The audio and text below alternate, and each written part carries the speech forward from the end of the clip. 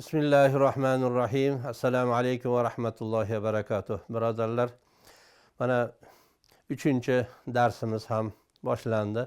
3-darsimizda Oysha onamizdan rivoyat qilingan ekan bu hadis. Va an ummil mu'minina ummi Abdullah Oysha radhiyallohu anha qalat qala Rasululloh sallallohu alayhi va sallam yaghzu jayshunul Ka'ba فإذا كانوا ببيضاء من الأرض يخسف بأولهم وآخرهم قالت قلت يا رسول الله كيف يخسف بأولهم وآخرهم وفيهم أسواقهم ومن ليس منهم قال يخسف بأولهم وآخرهم ثم يبعثون على نياتهم متفق عليه. Bu hadisni Oysha raziyallohu anha Payg'ambar sallallohu alayhi va sallamni ayollari bayon qiladilarki, rivoyat qiladilarki, Ka'baga bir askar, bir go'yo guruh askarlar hujum qilib kelishadilar. Ular Baydoga kelishgan vaqtlarida yer ularni avvalini ham, oxirini ham yutadi. Shunda Oysha onamiz aytgan ekanlarki, ey Allohning rasuli, qanday bu yer avvali oxirini hammasini yutadi? Ularning ichida begunoh odamlar, bozorchilar, do'kondorlar bor-ku.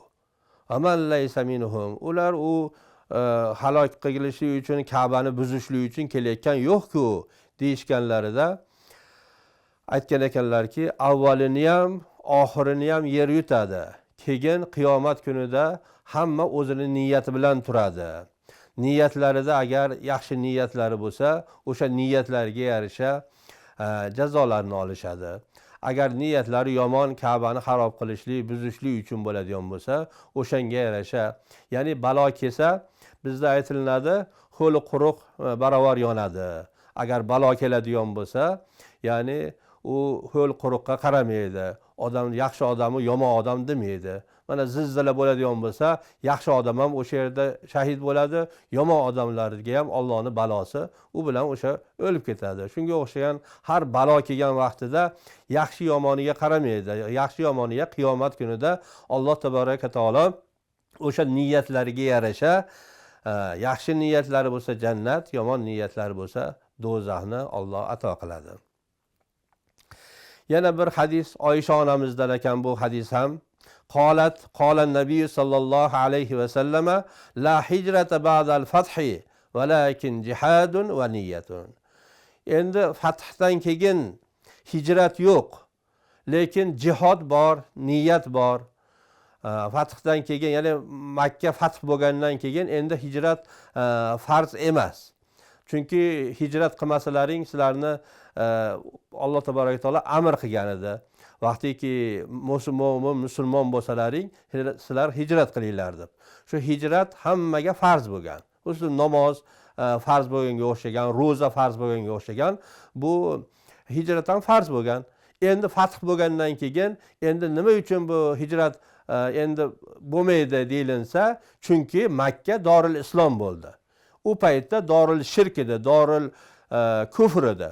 Endi Dorul Islomdan boshqa hijrat qilishlik lozim emas. Endi bu yerda qolganlar hijrat qilmasalar ham bo'ladi. Chunki ko'p sahobalar nimalari bo'lmasdan, sharoitlari bo'lmasdan, kofirlar qo'ymasdan sahobalar ketgan bo'lsa, bola chaqalari qolib ketgan, aka-ukalari qolgan. Ular ham iymon keltirishgan, lekin hijrat qilisha olmadi. Makka bilan Madinaning orasi ham 450-500 kilometrlik joy. Unga albatta zod rohila bo'lish kerak, boshqa bo'lish kerak. Shuning uchun Payg'ambarimiz sallallohu alayhi vasallam bu hadisni bayon qilganlar. Inshaalloh mana bu ikkita hadisni o'rganib turinglar. Keyingi darsimizda yana inshaalloh shu niyat, ixlos xususida yana hadislarni bayon qilamiz. Assalomu alaykum va rahmatullohi va barakatuh.